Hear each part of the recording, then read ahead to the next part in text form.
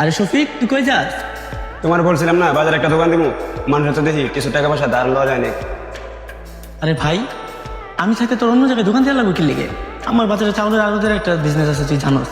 যদি দুই ভাই মিলে কাজ করি না, তাহলে আরো ভালো কিছু হইব। তোর অন্য জায়গায় দোকান দেওয়ার দরকার নেই, একবার ভাইবা দেখ, তুই আমার সাথে কাজ করতে পারোস।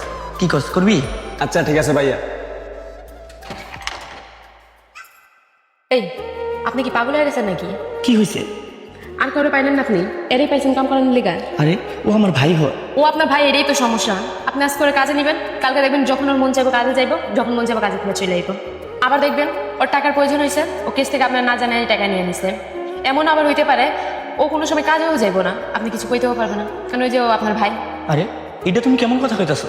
আমার ভাই দেখে ও ভুল করবো, আমি অন্য কারণে নিলে ও এগুলো করবো না, এটার কি গ্যারান্টি আছে? কো যে ভুল করা সে ভুল করবে।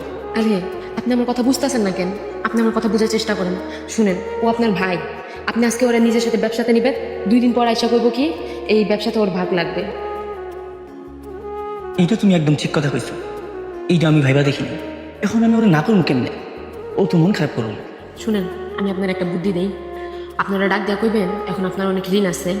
প্রথমে কয়েক বছর 2 ভাই মিল্লা এই ঋণগুলো শোধ করবেন, তারপর ওরা প্রতি মাসে কিছু কিছু করে দিয়ে। এইটা একদম ঠিক কথা কইছো, এইটা শোনার পর ও 100% না করে দিই। ধরো ওরা আমি ডাক দিতেছি। শফিক, শফিক ভাই এদিকে আয় তো, একটু কথা আছে। ধরো ভাই। হ্যাঁ ভাইয়া কও। শুন ভাই, তোর তো একটা কথা কোনো সময় কওয়া হয়নি। আমি তো ভাই প্রায় 8-10 লাখ টাকার মতো ঋণে আছি। এখন তো ব্যবসাটাও ঠিক ভালোভাবে চলতেছে না।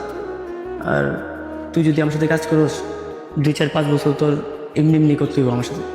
এখন কি করবি কত ভাই? ভাইয়া তুমি এত টাকা ঋণের ভিতরে আছো, তুমি আমার কইবা না? আমি তো তোর অনেক সময় কইবার চাইছি, কিন্তু আসলে কোনো সময় ওইভাবে সময় পাইনি আমি।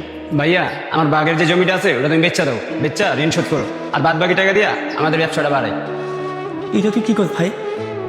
আমি ঋণে আছি, এই জন্য তুই তোর ভাগের সব জমি বিক্রি করে দিবি? তাহলে আমি করবো কি ভাই? তুমি একটা সমস্যায় পড়ছো, এই সমস্যা উদ্ধার করার দায়িত্ব আমার। তুমি ওই জমির কথা ভাইবো না, আমরা 2 ভাই কাজ কাম কইরা ভবিষ্যতে হচ্ছে বেশি জমি কিনি। হ ভাই, তুই ঠিকই কইছিস। আমরা 2 ভাই মিলে যদি একসাথে কাজ করি, এরকম 10টা জমি কিনতে পারবো। আরেকটা কথা ভাই, আমাকেও কিন্তু কোনো সমস্যা নাই, কোনো ঋণ নাই, কোনো কিছু নাই। আমরা 2জনে মিলে তো তোর সাথে খালি একটু মজা করতেছিলাম, তাই না? আর শুন ভাই, মানুষে ঠিকই কয় কারো কান কথা শোনা উচিত না।